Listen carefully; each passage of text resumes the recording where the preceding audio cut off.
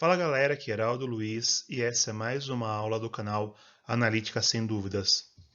Pessoal, continuando a parte de espectrometria atômica, hoje vamos entrar um pouco na técnica de absorção atômica e eu vou falar um pouco para vocês sobre as lâmpadas empregadas nessa técnica. Então pessoal, já deixe um like no vídeo, se inscreva no canal caso não for inscritos ainda, isso ajuda bastante o crescimento do canal e também ativem as notificações para receber futuros vídeos desse canal. Espero que vocês gostem dessa aula. Então, pessoal, relembrando, como sempre, espectrometria atômica, eu sempre estou buscando determinar átomos livres na fase gasosa, que são mantidos dessa forma, provavelmente por temperatura. Também, pessoal, já falei para vocês, né, quais são os principais componentes de equipamentos espectrométricos, fonte de radiação, suporte para amostra, elemento seletor de comprimento de onda, o detector e as fendas. E na última aula nós vimos a fotometria de chama, onde a fonte de radiação também é o suporte de amostra, que é a própria chama.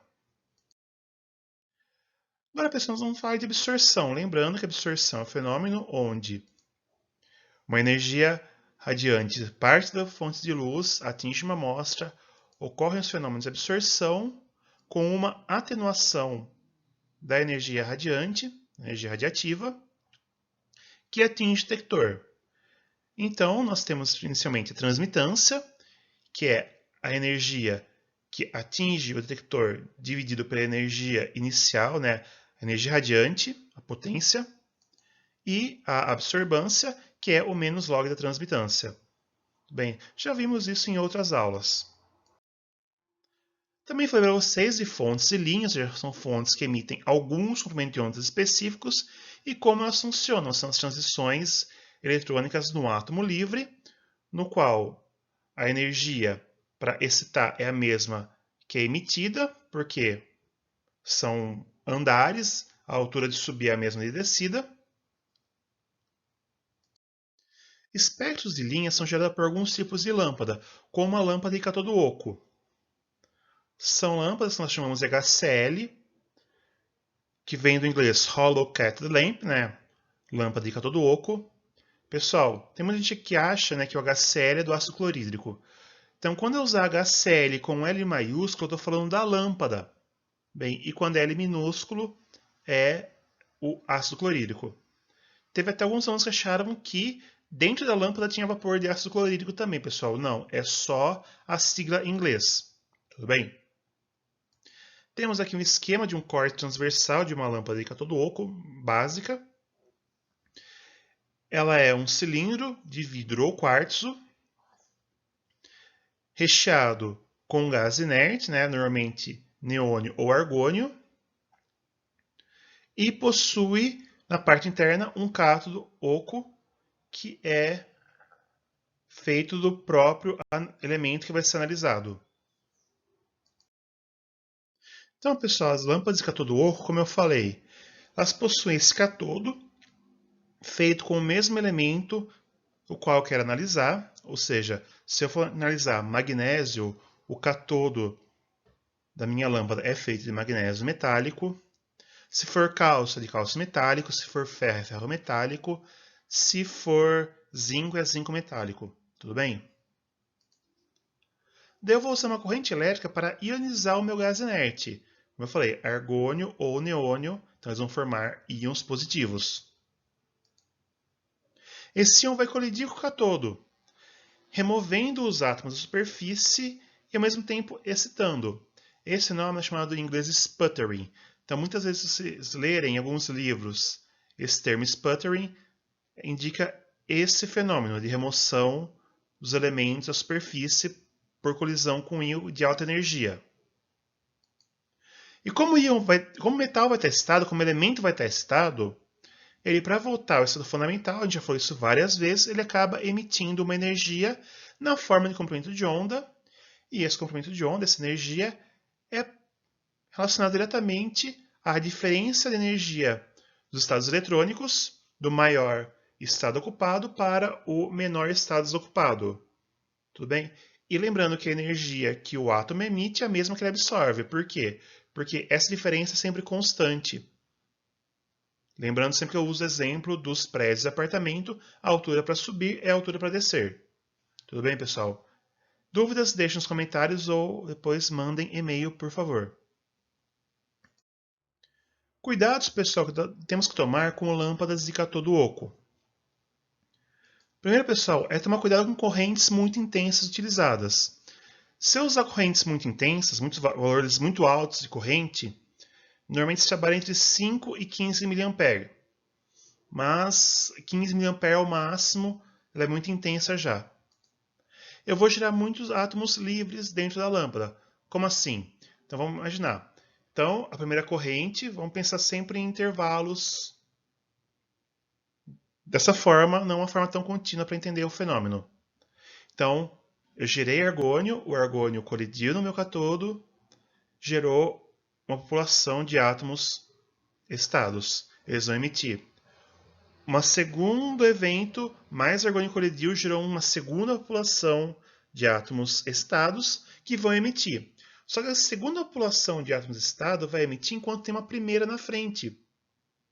Lembrando, o átomo no estado fundamental absorve a mesma energia que ele emite quando está estado. Então, esse primeiro grupo de átomos acaba absorvendo energia emitida pelo segundo. Isso vai causar um fenômeno que nós chamamos de autoabsorção na lâmpada. Tudo bem? E isso sempre vai acontecer em lâmpadas de cátodo oco. Bem, nesse fenômeno, eu tenho uma queda do sinal analítico. Por quê? Porque menos intensidade de radiação vai chegar na minha amostra. Tudo bem, pessoal? Então, quando tem correntes muito intensas, pode acontecer esse fenômeno. Ah, mas pô, aumentei a corrente, eu esperava aumentar meu sinal. Não, cai. Tudo bem? Já quando eu trabalho com correntes muito baixas, como eu falei, 5 mA, algumas lâmpadas trabalham até com menos, depende do elemento. Daí eu vou ter poucos átomos emitindo, né? Porque vai gerar pouco argônio, estado, ou pouco neônio, estado. Vai ter pouca colisão, vai ter pouco átomo, estado, vai ter uma emissão baixa. E essa radiação vai ser quase pulsada, outra é meio luzente, como uma vela. Sabe quando a chama da vela fica aumenta e diminui? É devido a essa pouca população emitindo ao mesmo tempo. Isso vai causar um aumento do ruído, ou seja, porque a intensidade de radiação vai variar bastante. Se ela varia, varia o ruído. Então, quando eu trabalho com lâmpadas de cátodo oco, pessoal, o ideal é sempre fazer uma otimização da corrente para a melhor relação sinal-ruído. Como é que a gente faz essa otimização, pessoal? Pelo menos eu fazia, no modo chama principalmente. Eu ficava passando uma solução de concentração conhecida, fazia uma leitura, alterava a corrente para ver o quanto o sinal subia ou diminuía e quanto ele variava. Lembrando, né, que o ruído é medido pelo estimativa do desvio padrão, enquanto o sinal é a média dos sinais. Então eu fazia 5 leituras, por exemplo, calculava a média do desvio padrão e via qual que foi o maior sinal com o menor ruído. Ficou claro, pessoal? Isso é normal fazer quando se trabalha com lâmpadas de cátodo oco, principalmente em modo chama. Um outro tipo de lâmpada, pessoal, que é utilizada em absorção atômica são as lâmpadas de descarga sem eletrodo. Elas são chamadas de lâmpadas tipo EDL, que é a sigla em inglês para Electrodeless Discharge Lamp. Tudo bem, pessoal? E esse é um corte. Ela possui uma pequena lâmpada envolta em uma bobina de radiofrequência e também uma janela de quartzo. Lembrando que o quartzo tem uma faixa de transparência maior do espectro, pegando desde o infravermelho até o ultravioleta. Então, também vai possuir o analito ou na forma metálica ou até na forma de um sal. Agora, essa bobina de radiofrequência ioniza o argônio ou o neônio, mas normalmente é argônio dentro das lâmpadas. O argônio agora é acelerado pela radiofrequência também, lembrando que ela não tem eletrodo. Enquanto o argônio é acelerado pela diferença potencial entre o anodo e o cátodo na lâmpada de cátodo oco, é aqui a própria radiofrequência gerada. E daí ele vai atomizar e excitar o elemento. também vai ver o sputtering. Então, o elemento estado, de novo, emite um comprimento de onda específico para cada elemento. Cada elemento tem um comprimento de onda próprio. Elas conseguem ter uma intensidade de emissão maior quando comparado às lâmpadas de HCl. Só que também elas têm uma vida útil menor, pessoal, quando comparada a uma lâmpada de HCl. Além disso, são menos elementos disponíveis com essa tecnologia de lâmpada EDL. Nem todo elemento que dá para fazer lâmpada HCl dá para fazer DDL. Tudo bem? E sempre, pessoal, você necessita de um gerador de radiofrequência. Eu trabalhei com dois equipamentos diferentes no meu mestrado e doutorado. Uma absorção atômica com chama e outro com forno de grafite. Especificamente, o forno de grafite já vinha com o próprio gerador de radiofrequência, ou seja, na parte interna dele já tinha um. Então, quando eu colocava a lâmpada de EDL no equipamento, ele já reconhecia que era uma lâmpada EDL e já fazia geração de radiofrequência. Já o com chama tinha que ter um módulo à parte que eu ficava regulando a corrente para gerar radiofrequência. Tudo bem, pessoal? E agora, pessoal, existe outro que é a fonte contínua. Até então, nós estamos falando de emissões em linha. Tanto as lâmpadas HCl quanto DDL são emissões em linha. Uma tecnologia mais recente, nem tão recente assim, acho que é do fim dos anos 90, começo do 2000, não sei ao certo, é usar a fonte contínua, que gerou uma nova técnica, que é a High Resolution Continuous Source Atomic Absorption Spectrometry, ou a contração HRCS-AAS. Então, é a espectrometria de absorção atômica de alta resolução com fonte contínua. Tudo bem, pessoal? Ela vai usar uma lâmpada normalmente de arco de xenônio. Lâmpadas de arco de xenônio vão emitir desde o infravermelho até o ultravioleta, ou seja, vou pegar toda a faixa espectral onde ocorrem os fenômenos de absorção atômica. Isso permite análises multielementares, sequenciais ou simultâneas. Como assim? Lembra que eu falei, nas lâmpadas de cátodo oco ou EDL, tinha o elemento que era o meu analito. Então, quando eu quero usar na minha amostra magnésio, cálcio, zinco e ferro, eu punha a lâmpada de magnésio, fazia análise de magnésio, trocava para a lâmpada de cálcio, analisava o cálcio, trocava para a lâmpada de ferro, analisava o ferro, trocava para a lâmpada de zinco, analisava o zinco. Isso é análise monoelementar. Com a lâmpada de espectro contínuo, a fonte contínua, eu vou ter todos os componentes de ondas emitindo, então eu posso fazer análise ao mesmo tempo do magnésio, do cálcio, do ferro e do zinco, sem precisar trocar lâmpadas. Ah, mas o que quer dizer sequencial ou simultânea? Bom, pessoal, isso vai depender do tipo de detector. Quando eu tenho um detector multicanal, lembra dos detectores de anjo de diodo que eu já falei para vocês, os DAD? A coisa, vou deixar o card aqui no cantinho para vocês clicarem. Então eu monitoro vários componentes de uma vez. Então eu tenho uma análise simultânea. Estou determinando ao mesmo tempo o magnésio, o cálcio, o ferro e o zinco. Ah, mas então o que é sequencial? Quando eu não tenho esse sector de multicanais, por exemplo, é monocanal, então o que acontece? Então, estou analisando a minha amostra, então eu vou colocar o comprimento de onda para a grade de difração, o elemento seletor de comprimento de onda, para o comprimento de onda do magnésio. Leio, mudo para o cálcio, leio, mudo para o ferro, leio, mudo para o zinco, leio. Na sequência. Então, essa é a diferença de análise sequencial para simultânea. Ficou claro, pessoal? E como ele é uma componente de alta resolução, ou seja, qual vai ser o elemento detector comprimento de onda dele? Normalmente é aqueles lá que eu falei que tem 2 ordens de difração, ou até mais, depende do equipamento. Ou seja, eu vou ter uma grade de difração combinado a um prisma, tendo uma maior separação do comprimento de onda, por isso é alta resolução. Ele permite melhores estudos de interferência na espectrometria de absorção atômica. Tudo bem, pessoal? Ah, então esse equipamento é melhor? Depende de como você vê melhor ou pior. Ele tem uma grande desvantagem, pessoal, que ele ainda tem um custo pela eletrônica dele muito elevado. O preço de um equipamento de fonte contínua é muito próximo a quase um SCP ótico. Tá, mas qual o problema disso? Eu falei, o custo dele é elevado. Qual o problema disso? Quais elementos dentro de toda a gama da tabela periódica vão muito bem para a absorção atômica? Primeiro, com chama, que é o mais comum de utilizar, são os alcalinos terrosos, principalmente o magnésio, o cálcio, o estrôncio e o bário. Lembrando, pessoal, como o bário já é considerado contaminante, metal pesado, depende da legislação, vou precisar de concentrações mais baixas, o qual eu não consigo absorção atômica, nem na fonte cátodo oco, nem na fonte contínua. Eu vou precisar realmente usar um ICP. Daí a primeira linha dos metais de transição, principalmente do cromo até o zinco. Falando também sempre do modo chama. Se eu fizer o forno de grafite, eu consigo pegar alguns elementos também da segunda linha da tabela periódica.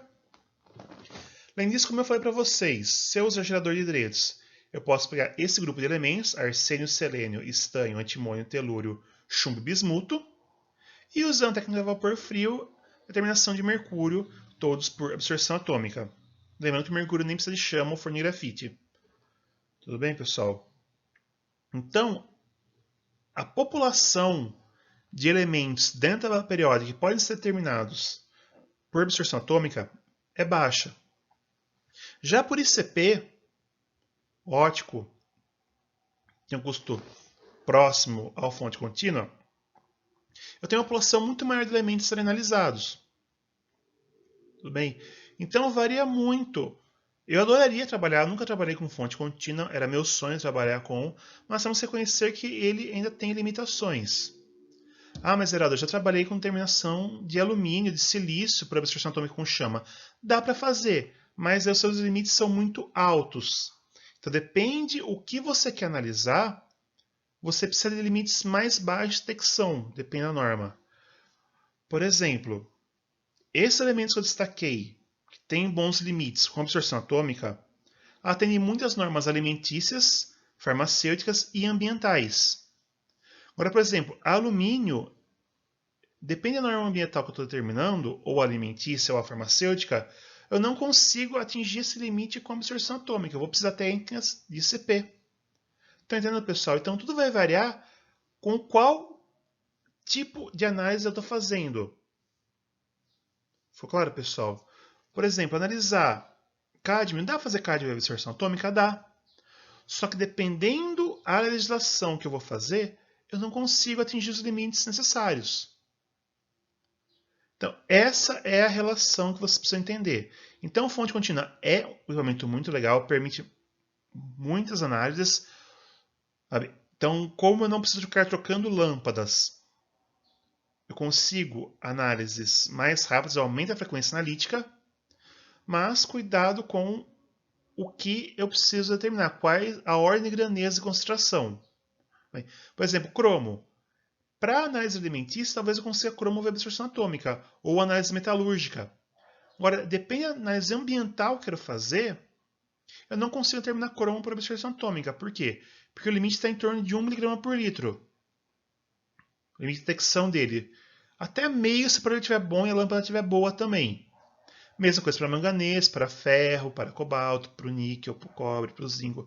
Lembrando que níquel é um elemento já tóxico também, então os limites deles são baixos, se não me engano é 50 microgramas por litro.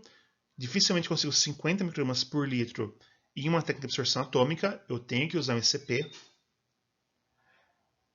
Então, pessoal, ficou claro isso? Porque fonte contínua é um momento legal, mas financeiramente talvez ele não compense o uso a princípio.